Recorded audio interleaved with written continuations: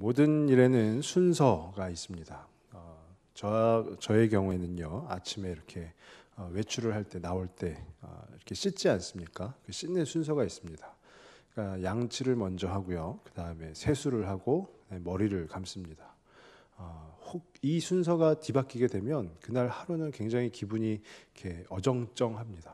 근데 이 순서는요, 양치를 먼저 하고 세수하고 머리를 감고, 근데 머리를 먼저 감고 이렇게 순서가 좀 뒤바뀐다고 해도 별 상관은 없습니다. 그런데 저희가 만약에 모두가 할 수 있는 요리 하면 라면이 있겠죠. 라면을 끓인다고 가정을 해본다면 라면은 먼저 물을 준비를 해야 되고요. 그 물을 끓여야 됩니다. 불로 끓여야 되고요. 그리고 라면을 넣어서 이렇게 맛있게 끓이는 것이죠. 근데 이 순서가 만약에 바뀐다라고 한번 생각을 해보세요. 냄비에 물을 먼저 넣지 않고 라면만 넣고 불에 끓이고 맨 나중에 물을 넣는다. 그럼 그 라면은 아무도 먹을 수 없는 것이 되는 것입니다. 이처럼 순서라는 것이 때로는 굉장히 중요합니다. 우리의 신앙에도 우리의 믿음에도 이 순서라는 것이 있습니다. 그 순서가 뭐냐면요, 믿음이 먼저다라는 거예요. 우리가 예수님을 믿음으로써 구원을 받았죠. 근데 만약에 한번 생각을 해보십시오. 그럴 리는 없지만 만약에 우리가 가정을 해서 예수님, 제 구원을 한번 표현을 해보십시오. 설명을 해보십시오. 그러면 제가 믿겠습니다라고 한다면 순서가 뒤바뀌어 버린 것이에요. 우리의 구원은 뭐죠? 우리가 예수 그리스도를 믿음으로 인해서 우리 안에 찾아오는 것이 바로 구원이라는 것이에요. 그렇기 때문에 우리가 하나님과 우리의 관계 가운데서는요, 먼저 믿어야 하는 것이에요. 하나님 한번 그 증거를 좀 대보십시오. 하나님 한번 좀 하나님이 일하시는 그 과정을 제가 한번 보고 평가하겠습니다 라고 하면 크게 잘못되었다라는 것이에요. 그래서 우리는 믿음의 순서가 있다면 믿음이 먼저다라는 것이에요. 제가 어렸을 때입니다. 어린 학생 때 항상 이렇게 시험을 앞두고 있지 않습니까? 그럼 시험을 앞두고 있으면 학생된 도리로서 공부를 이렇게 열심히 해야 되는데 공부 참 하기 싫어했어요. 그래서 시험만 앞두고 이제 딱 시험이 코앞에 딱 다가왔을 때 기도를 합니다. 어떻게 기도하냐면요, 하나님 이번 시험 잘 보게 해주시면 제가 앞으로 열심히 믿겠습니다. 그렇게 기도했을 때 시험 결과가 좋았던 적이 있을까요? 네, 한 번도 없었습니다. 근데 그렇게 기도하지 않았다고 해서 또 꼭 결과가 좋지만은 않았었어요. 근데 우리는 항상 하나님 앞에 어쩌면 우리의 것을 먼저 내어놓고 하나님 이것을 좀 들어주시면 제가 하나님 한번 열심히 믿어볼랍니다 라고 하는 분들이, 제가 전에 어떤 노방전도를 하면서 이렇게 전도를 할 때에도 한 분이 그랬어요. 내 삶을 먼저 축복해 주면, 내 삶에 먼저 어려운 부분들이 다 풀려지면 내가 그때 가서 예수님 믿겠다라고 하는 분도 제가 만나 보았습니다. 그렇지만 우리는 잘 알고 있습니다. 우리의 믿음이 먼저라는 것이에요. 우리가 먼저 믿을 때 하나님께서 일하시는 것입니다. 그렇기 때문에 그 믿음이 먼저다라는 것을 오늘 말씀 계속 전하여지는 대로 기억해 주시면 좋겠고요. 오늘 본문은 아브라함의 이야기입니다. 근데 아브라함은 우리가 너무 잘 알다시피 창세기에 나오는 인물이죠. 근데 로마서의 인물, 로마서에 지금 기록이 되어 있어요. 아브라함의 이야기들이 신약 성경에 기록이 되어 있습니다. 로마서에도 기록이 되어 있고 또 히브리서에도 기록이 되어 있고요. 또 이곳저곳에 기록이 되어 있습니다. 이 신약 성경에 구약의 인물이 기록이 되었다라는 것은요, 그 현 시대가 아닌 이미 아브라함은 오래전에 죽었죠. 그러니까 뭐죠? 그 인물에 대한 그 후대의 기록이 되는 것이에요. 그 후대의 평가가 담겨 있다라는 것이에요. 아브라함이 믿음의 조상이 되었기 때문에 이 신약 성경에 기록이 된 것이지, 하나님께서 아브라함을 믿음의 조상으로 삼으려고 그렇게 무지하게 애를 쓰셨으나 아브라함이 그렇게 되지 않았다라고 한다면 그 후대의 기록에 아브라함이 기록될 리가 없다라는 것이에요. 우리는 잘 알고 있습니다. 하나님께서 아브라함에게 약속하셨어요. 어떤 약속이냐면요, 많은 민족의 조상이 되게 하겠다. 내가 너를 민족의 조상, 믿음의 조상으로 삼겠노라라는 거예요. 그리고 우리는 또 그 결과 또한 잘 알고 있습니다. 아브라함이 결국 믿음의 조상이 된 것이죠. 우리는 이미 알고 있지만 아브라함이 실제 그 생활하던 때에, 아브라함이 실제 그 역사 가운데 조상이 되려면 어떻게 해야 될까요? 후손이 있어야 되는 거예요. 후손이 없이는 조상이 될 수가 없는 것입니다. 그런데 아브라함은 어떻죠? 하나님께서 이 약속을 하셨을 때 자식이 없었습니다. 한마디로 자녀가 없었어요. 물론 그 첩을 통해서 낳은 이스마엘은 있었지만 아브라함은 자손이 없어요. 자식이 없는데 어떻게 내가 믿음의 조상이 될까라는 생각도 분명 해보았겠죠. 근데 오늘 본문 17절에요. 기록된 바 내가 너를 많은 민족의 조상으로 세웠다 하심과 같으니 라고 되어 있는데 이게 구약의 창세기를 인용한 구절입니다. 어디를 인용했냐면요, 창세기 17장 5절을 인용을 했는데 제가 한번 읽겠습니다. 이제 후로는 내 이름을 아브라함이라 하지 아니하고 아브라함이라 하리니 이는 내가 너를 여러 민족의 아버지가 되게 함이니라. 하나님께서 아브라함을 통해서 이름까지 바꾸어 가시면서 이제 내가 너를 여러 민족의 아버지가 되게 할 것이다 라는 거예요. 이 말씀에 대한 반응이 오늘 이 로마서 4장 17절만 보면은 그 뒤에 뭐라고 되어 있죠? 그가 믿은 바라고 되어 있어요. 그러니까 아브라함이 그 하나님의 말씀을, 하나님의 약속을 믿었다라고 되어 있는 거죠. 이것은 결과론에 해당이 되는 것이고요. 창세기에 보면 실제 중간에 어떤 일이 있는데 그 일이 뭐냐면 17장 17절과 18절에 아브라함이 이런 표현이 있습니다. 아브라함이 엎드려 웃으며 마음속으로 이르되 100세 된 사람이 어찌 자식을 낳을까? 사라는 90세니 어찌 출산하리요 하고 아브라함이 이에 하나님께 아뢰되 이스마엘이나 하나님 앞에 살기를 원하나이다 라는 거예요. 아브라함, 하나님께서 약속하는 거예요. 내가 너를 이제 여러 민족의 아버지가 되게 하겠다. 근데 자기 진짜 본처를 통해서 낳은 자식은 없거든요. 첩을 통해서 낳은, 하갈을 통해서 낳은 이스마엘밖에 없어요. 그러니까 아브라함이 하나님을 대면했을 때 이렇게 숙이고 있었죠. 엎드려 있었어요. 엎드리면서 웃었다라는 거예요. 마음속으로 이제 스스로 생각을 한 거, 혼자 생각한 거예요.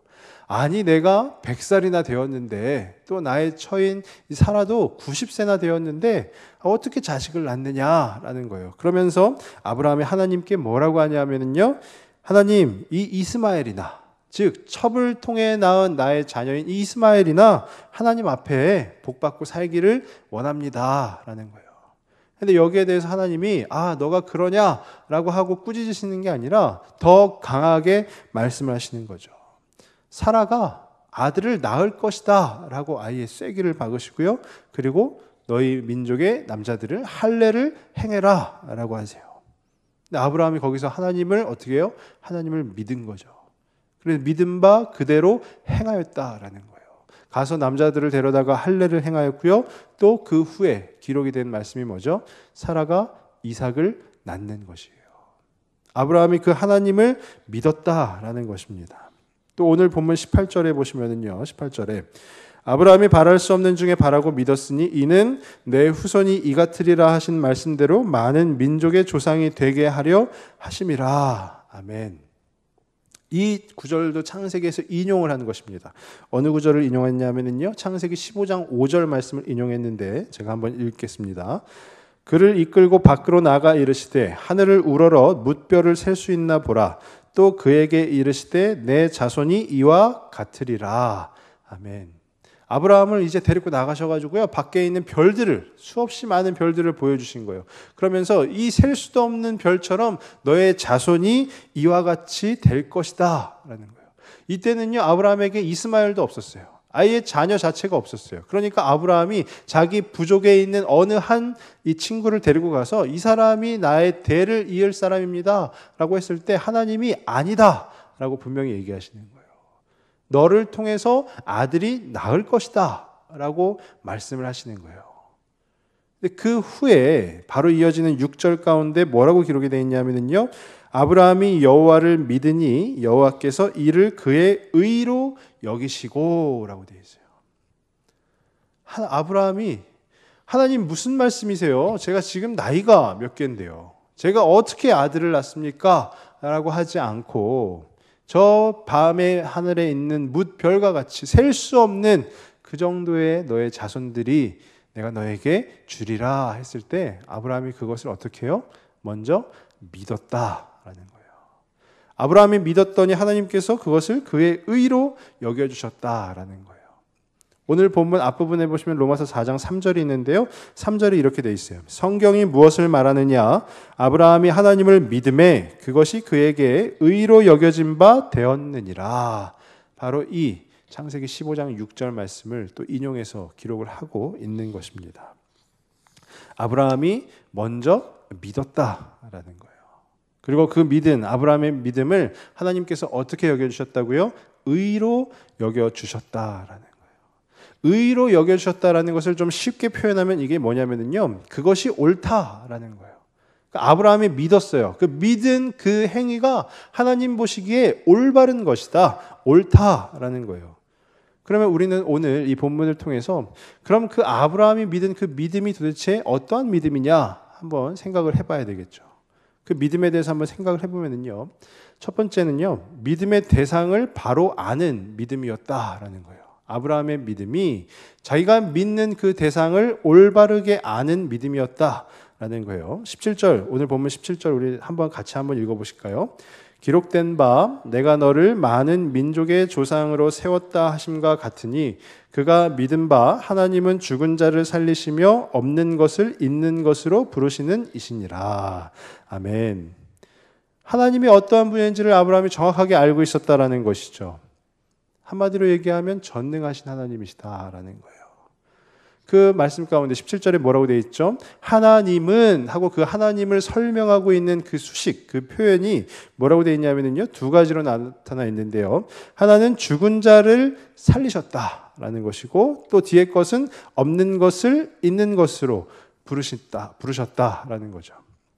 죽은 자를 살리셨다라는 것은요, 새로운 새 생명을 불어넣어 주셨다 라는 것이고, 없는 것을 있는 것으로 부르셨다라는 것은요, 창조하셨다라는 거예요. 창조.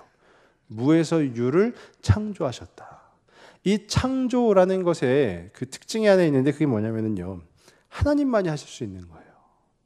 왜 그러냐면요, 저희가 흔히 이 사람 참 창의적이야 라고 쓰는 영어 표현이 있어요. 크리에이티브라는 표현인데, 그 크리에이티브라는 단어의 뜻이요, 창의적인, 그리고 또 하나 있어요, 창조적인이라고 되어 있어요.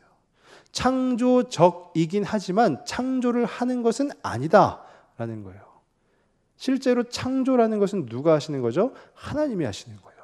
이것은 우리의 모든 이 우주 삼라만상을 다 보면 알 수가 있습니다. 왜냐하면요, 오늘 제가 아침에 교회 배추가 와서 이렇게 배추를 좀 옮겼는데요, 그 배추를 보면서 생각했어요. 야, 인간은 이 배추 하나 못 만들어내는구나. 이게 무슨 뜻이냐면요, 배추도 씨앗을 심는 건가요? 배추를 심으면 배추가 나나요? 아니면 배추 씨앗을 심는 거죠? 네, 제가 잘 몰라가지고요. 배추 씨앗도 인간이 만들어내는 것입니까? 그렇지 않죠. 하나님께서 만드신 거예요. 창조는 하나님께서 하시는 거예요. 우리 인간은 그 하나님이 만드신 씨앗을 심어서 가꿈으로써 그 수확물은 얻을 수 있을지 모르지만, 실제적인 그 아주 작은 그 씨앗 하나조차도 만들어낼 수 없는 것이 바로 우리 인간이다라는 거예요. 그러니까 하나님만이 하실 수 있는 일, 새 생명을 불어넣어 주시고 창조하시고, 그분이 바로 하나님이시다라는 거예요. 그 전능하신 하나님이시다라는 것이죠. 그러니까 우리가 하나님을 믿는다라고 할 때 무엇을 정확하게 표현하는 거냐면요, 나와 하나님 사이의 그 간극을 정확하게 인정을 하는 것입니다.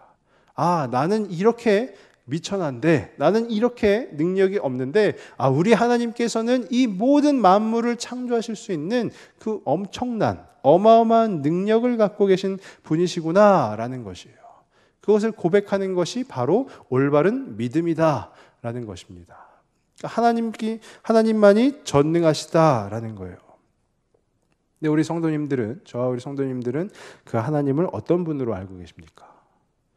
막 전능하신 분이십니까? 아니면 그냥 내 옆에 계신 어느 한 이웃집 아저씨와 같은 분이십니까? 제가 예전에 인도라는 그 나라로 선교를 한번 갔었는데요, 그 인도 시골 마을의 어떤 초등학교를 방문을 했습니다. 거기서 막 아이들을 데리고 전도 집회를 하고요, 그 학교의 교장 선생님이 한국에서 이런 선교팀이 와서 집회를 해주니까 너무 고맙다고 하면서 저희를 다 교장실로 이렇게 초청을 했어요. 교장실로 초청을 해서 차 한 잔씩 이렇게 주시는 거예요. 교장실에 들어가는데 깜짝 놀랐어요. 떡하니 예수님 사진이 딱 붙어 있는 거예요. 아, 미션 스쿨인가 보다 생각했어요. 근데 그 옆으로 예수님 사진 옆으로 석가모니 사진도 있고요. 마호메트 사진도 있고, 심지어는 마더 테레사 수녀 사진까지 있고요. 뭐 힌두교 신 사진도 있고, 뭐 교황 사진도 있고요. 하여튼 이 땅에 있는 뭐 좋은 분이다라고 하는 분들 사진이 다 이렇게 벽에 둘러져 있는 거예요. 그래서 제가 한번 여쭤봤어요. 예수님 사진이 있는데 혹시 크리스천이시냐 그랬더니 자기는 크리스천이 아니다라는 거예요. 그럼 왜 예수님 사진을 갖다 놓으셨냐? 예수님 좋은 분이지 않느냐라는 거예요. 성인이지 않느냐라는 거예요. 그분이 바라보는 예수님, 즉 하나님은요, 전능하신 분이 아닙니다.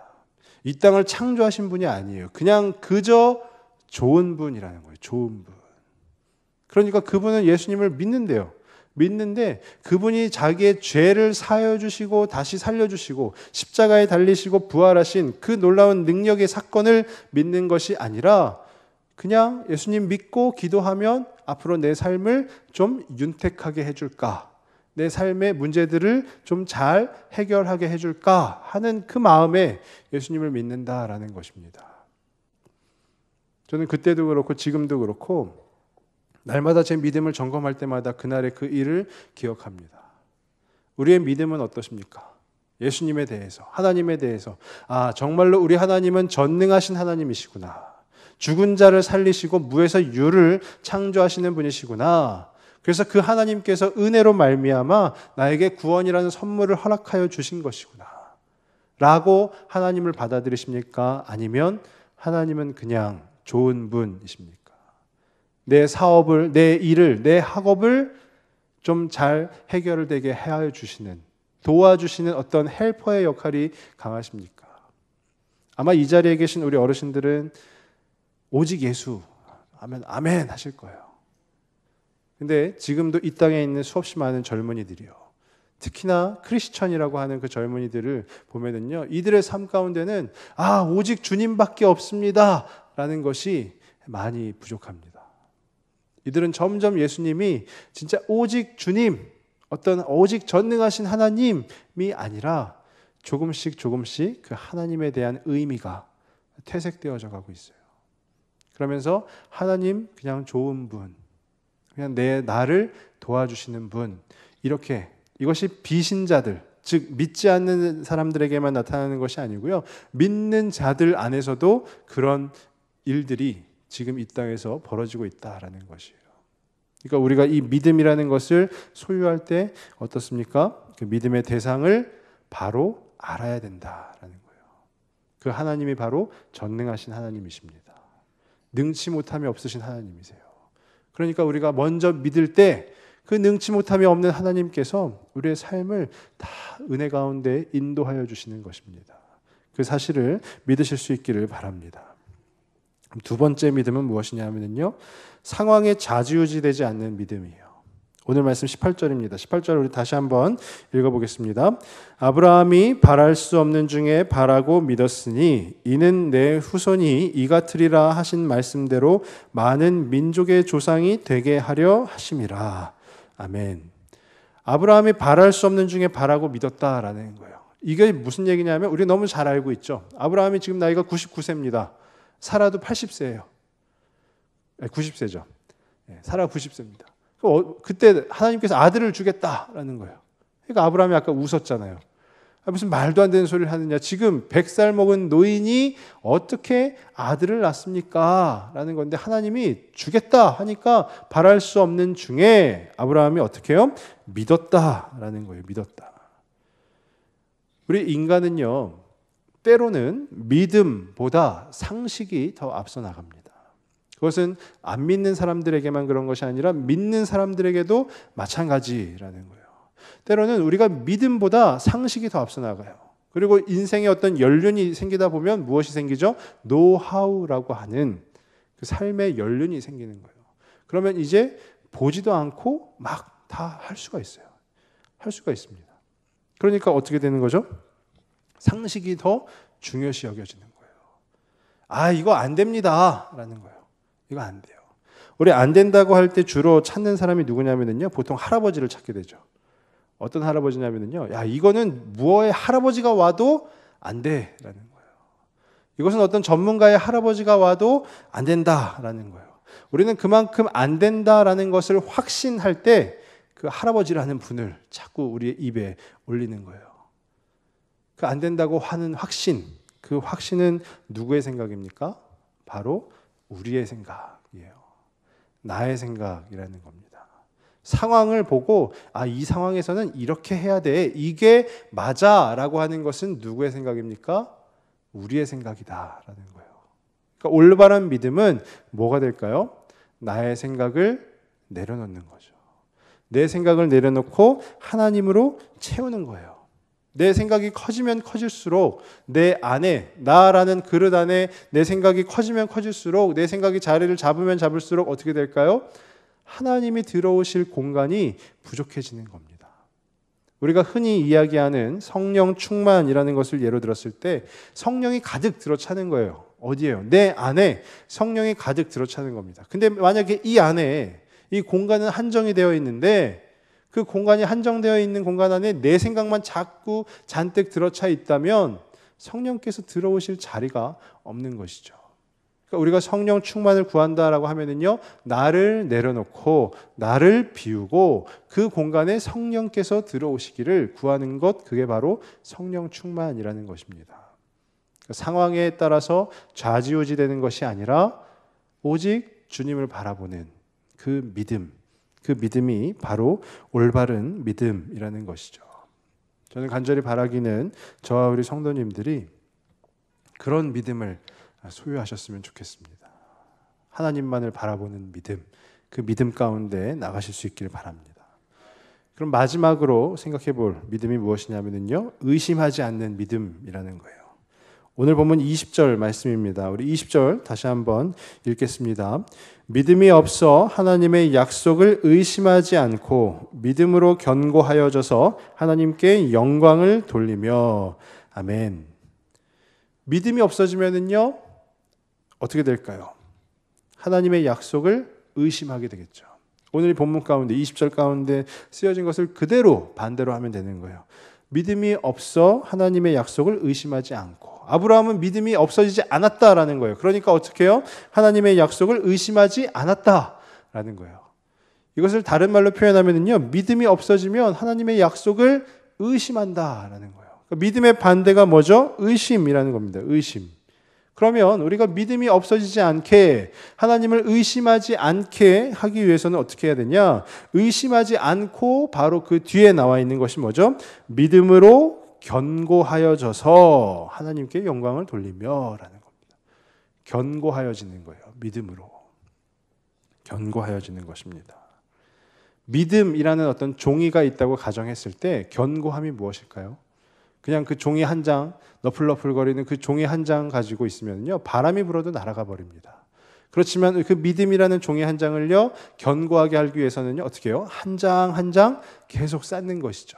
한 장 한 장 계속 쌓다 보면 어느덧 이것이 이제 너플너플거리지도 않아요. 단단해집니다. 그 단단해진 것을 바로 견고하다라고 표현을 하는 것이에요.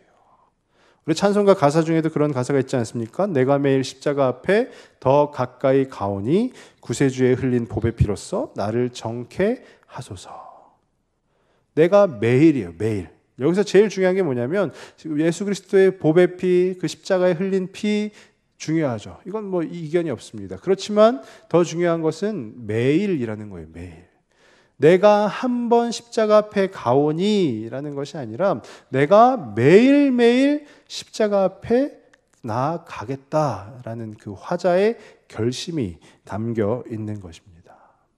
십자가 앞에 나아가서 우리가 무엇을 합니까? 구세주에 흘린 보배 피로써 정함을 받아야 되는 거죠. 깨끗함을, 즉 죄 씻김을 받아야 되는 것이다 라는 겁니다.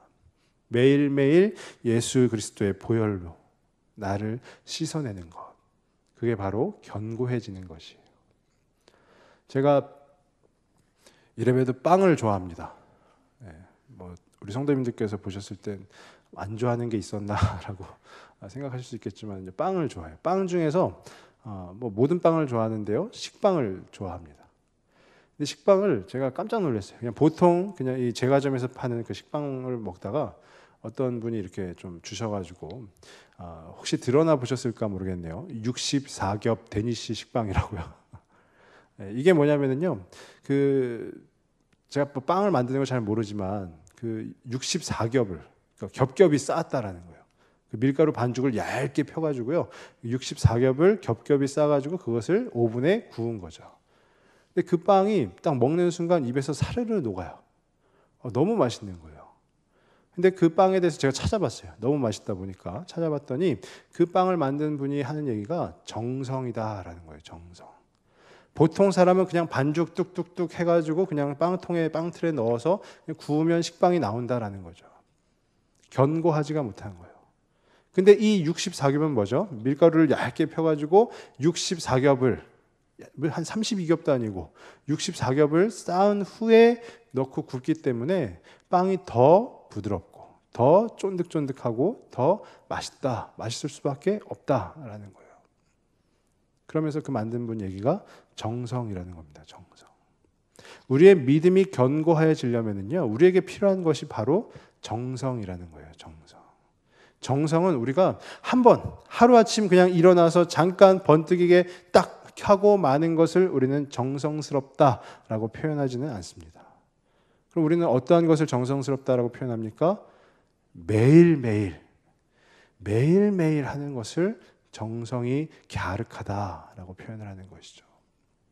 우리가 의심하지 않는 믿음, 즉 믿음이 견고해지는 그 믿음은 다름이 아니라 우리의 삶 가운데 매 순간순간 하나님을 기억하고 그 하나님 앞에 나아가는 것인 줄로 믿습니다. 그래서 저와 우리 성도님들이 그 믿음의 정성을 우리의 삶 가운데 쏟아내실 수 있기를 바랍니다. 자, 말씀을 마치려고 하는데요. 중요한 것은요, 이 이야기가 아브라함의 이야기가 아브라함만의 이야기가 아니다라는 거예요. 23절을 보니까 23절에 그에게 의로 여겨졌다 기록된 것은 아브라함만 위한 것이 아니요 라고 되어 있어요. 그럼 누구를 위한 거냐? 바로 이어서 24절에 보니까요, 의로 여기심을 받을 우리도 위함이니 라고 되어 있어요. 이 우리가 누굽니까? 물론 로마에 있는 사람들이기도 하지만 오늘날 이 로마서를 받아들이는 우리도 마찬가지예요. 저와 우리 성도님들을 위한 것이다 라는 것입니다. 근데 그 우리가 과연 또 누구냐라고 하면은 우리도 위함이니 뒷부분에 보시면은요, 곧 예수 우리 주를 죽은 자 가운데서 살리신 이를 믿는 자니라. 예수님을 믿는 사람들, 예수님을 믿는 사람들이면 누구든지 그들을 위해서 하는 이야기, 바로 그 믿음의 이야기가 바로 오늘 본문에 있는 얘기라는 것입니다. 저는 이 말씀을 통해서 저와 우리 성도님들이 하나님의 주시는 그 도전을 받으실 수 있길 바랍니다. 하나님이 주시는 그 위로와 격려를 받으실 수 있기를 바라요. 그래서 21절 앞부분에 약속하신 그것을 또한 능히 이루실 줄을 확신하였으니, 우리 모두에게 하나님께서 하신 약속이 있을 겁니다. 하나님께서 우리 가운데 비전으로 주신 것이 있을 것이고요, 또 이 땅 가운데 보내시면서 우리에게 주신 그 사명이라는 것이 우리 모두에게 있습니다. 근데 그 약속하신 것을 우리 하나님께서 능히 이루실 줄을 확신하는 것, 그게 바로 우리의 믿음이라는 거예요. 하나님 진짜 해주실까 하는 것이 믿음이 아니라, 주님 믿습니다, 내 안에서 내 삶에서 일하여 주옵소서라는 것이 진정한 믿음이라는 것이죠. 저는 감히 저와 우리 성도님들에게 도전합니다. 우리의 믿음을 날마다 점검하실 수 있기를 바랍니다. 날마다 믿음을 점검하여서요, 우리가 믿는 대상, 그 하나님이심을 올바르게 아는 그 믿음, 그리고 상황에 따라서 상식에 따라서 좌지우지되는 것이 아니라 오직 주님만이 인도자가 되어주시는 그 믿음, 그리고 그 주님을 의심하지 않고 매일매일 그 주님 앞에 나아가는 그 견고해지는 그 믿음을 통해서 우리 주님께서 우리 삶에 일하시고 역사하신 또 그 약속을 능히 이루어 주실 것을 확신하며 그렇게 믿음 가운데 나아가시는 저와 우리 모든 성도님들 다 되시길 주님 앞에 주님의 이름으로 축원드립니다. 기도하겠습니다.